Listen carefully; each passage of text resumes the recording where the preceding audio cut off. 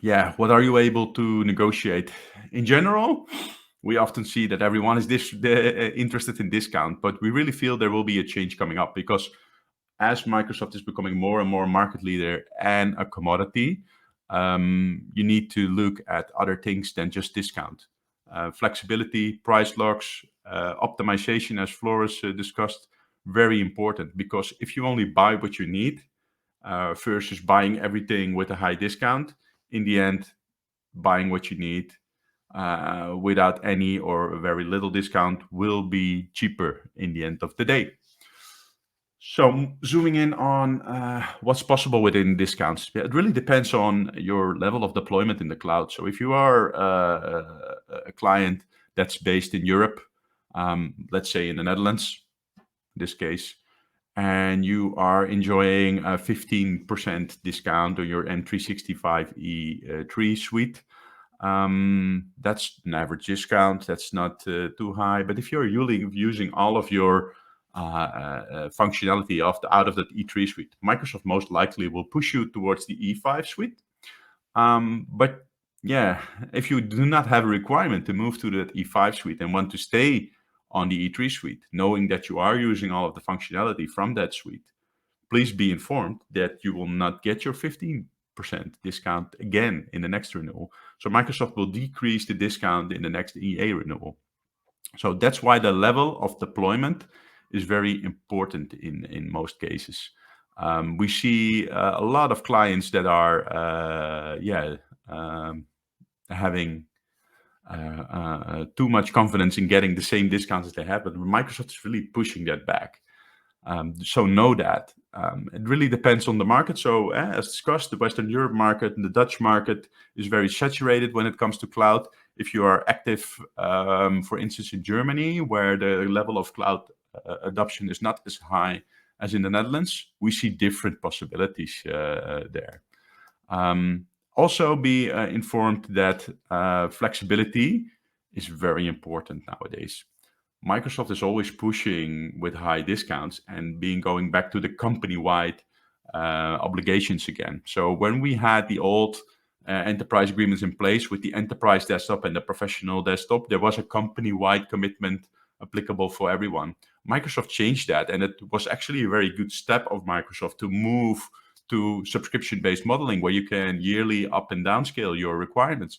But now Microsoft is pushing them back again to the company-wide model. So they're providing sometimes a higher discount if you are willing to commit to buy the subscription for all of your users, not allowing you to profile or have very limited profiling possibilities. This is currently a very hot topic. Be aware of that. Do not let yourself get into that trick because it will cost you a lot of money when you fall for that one. And price lock. Microsoft is announcing a lot of price increases recently. So the first will be executed by the first quarter of next calendar year. So we always recommend, if you are anticipating on using certain technology of Microsoft, do include them on the CPS because it will be locked, and then you will benefit from having that price locked and not having an increase coming up in March or April. So be well prepared. And this slide very important to use in your advantage during the negotiation. Besides discount and flexibility, there is a whole list you can negotiate with Microsoft, and it's not always too important that you actually have a very large list, but it does help you to negotiate further with Microsoft, because the longer you negotiate and the more you work towards your deadline, the more is possible. So you should always have your list of requirements ready, even though if you find them not realistic, do let them know. Start the negotiation at the highest level. You can only start the negotiation on top of your flat building once. So if you think, well, let's be gentle to Microsoft and let's start halfway, you can only start with the highest discount once. So always be prepared to have your list ready. Microsoft will not know what's important for you. So in the end, it's very hard for them to determine if discount is very important to you, if flexibility is very important to you. So yeah, you should have that list ready. Microsoft is also, they're very confident in their approach, but they're always, in the end, it's always a puzzle. And yeah, nothing is set in stone. Precedent working, yeah, we see that a lot. So Microsoft know that a lot of clients and advisory companies are talking with each other. So we see a lot of caution when it comes to providing high discounts. So yeah, you should be aware of that high discounts are more and more challenging towards the future, and that's all because of precedent working. That's it for this slide. So we're going to move on to the next one. Timeline and profiles. Yeah. Floor's already discussed the timelines we discussed. So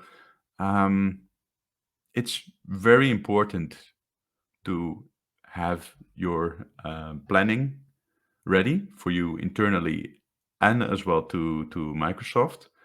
Why?